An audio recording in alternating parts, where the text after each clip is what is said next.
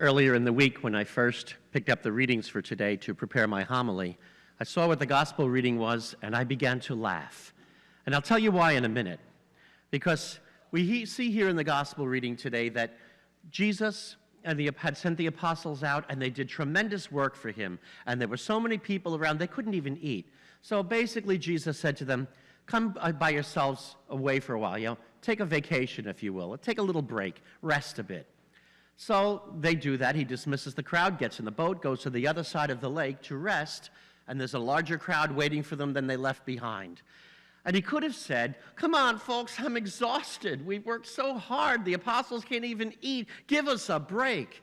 But instead, he looked at them and he pitied them because they were like sheep without a shepherd, and he taught them at great length. He realized their need to be nourished. Nobody was giving them what he had and had to give them, and their need was so great that it was greater than his own need to rest at that moment or the apostles, and so he took care of their needs.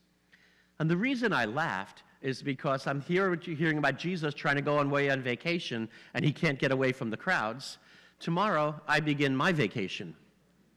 And normally I like to take the month of July as my vacation, but this year, having been transferred here July 1st, I couldn't come and see you and say, hi, I'm your new pastor, I'll see you in August. So I spent 2 weeks or so here just getting to know you, settle a little bit, and now I'm going to go away for a couple of weeks. I'll be back on August 6th, so I'm getting my vacation. And I'm driving down to Florida, and I have a friend down there who's a pastor whose rectory is a half mile away from his church.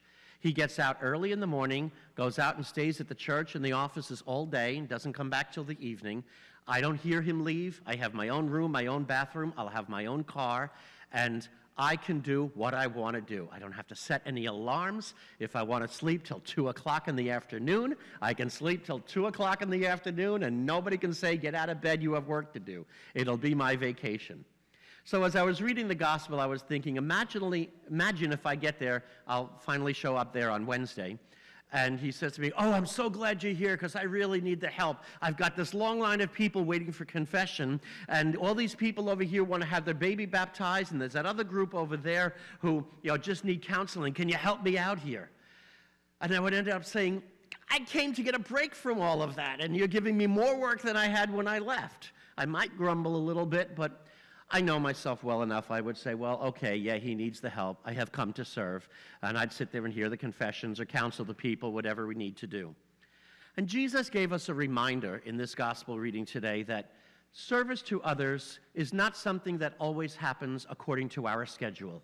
Yes, there are things we can definitely schedule. So somebody volunteers once or twice a week at a soup kitchen or something like that, and they say, all right, from 11 to 12 on Tuesdays and Thursdays, I go there. Wonderful, and that's a great thing to do, and we have the luxury of being able to schedule it. But not always. Sometimes things happen and need our immediate attention, and they don't respect our schedules. They don't respect what we had planned or anything else going on, and they require us to take care of them to be of service to somebody else. You who are parents, you know it routinely, because when your children get ill, well, you take care of them at the moment when they're sick, no matter what else is going on. So if your kid is sick, you don't say to the kid, I'm sorry, you're just going to have to hold on a little bit because I'm watching my soap operas now. When they're over, then I'll get to your cut and I'll put a Band-Aid on it. No, of course, no matter what it is, we take care of them. And sometimes even to the expense of other plans. I remember once or twice when I was a kid that probably happened to some of you that Christmas or Easter Sunday we're supposed to go to my grandmother's and the baby took ill. And my father had to call and say, we can't make it, the baby is sick. And of course, you don't bring a sick baby with you on the trip to your grandma's house. Well, you just have to sacrifice it. You don't like it, but we do it because it's what parents naturally do for their children. And Jesus calls us to have that same approach to one another, of being of service to others, not merely when it's convenient for us, but rather when other people need it.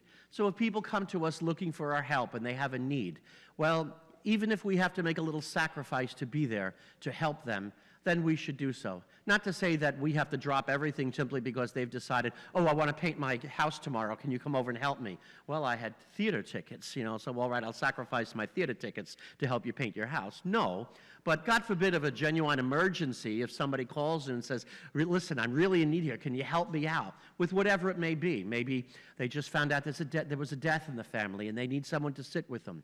Maybe they've just gone through something traumatic in their life and they're really hurting, and maybe they just need someone to take them to the movies and try to forget their problems for a while. Or many other different things it can be. I'm sure we've all had situations where we've called and asked somebody, listen, I'm really in a bind here. Can you help me? And they'll say, well, it's not convenient for me right now. And maybe we want to say to them, okay, I appreciate that. I realize it's not convenient, but I really need your help. Can you make a sacrifice right now to be there for me? And if we realize somebody really needs us, well, can we sacrifice? Can we be willing to put the other person's needs as more important than ours when we see somebody who has a legitimate need, just as Jesus did with the people that came finding him that day? It's not always easy. Sometimes we might be annoyed, sometimes we'll be, as a priest, you're just running to go out the door and somebody comes in and says, Father, can you hear my confession?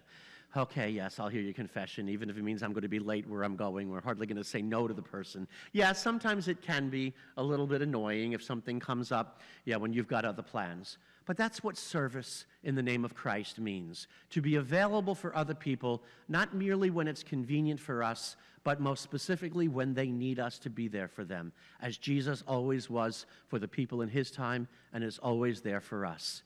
If we can do that, my brothers and sisters, then we will learn and receive the graces that Jesus told us that whatever you do for the very least of my brothers, you do for me.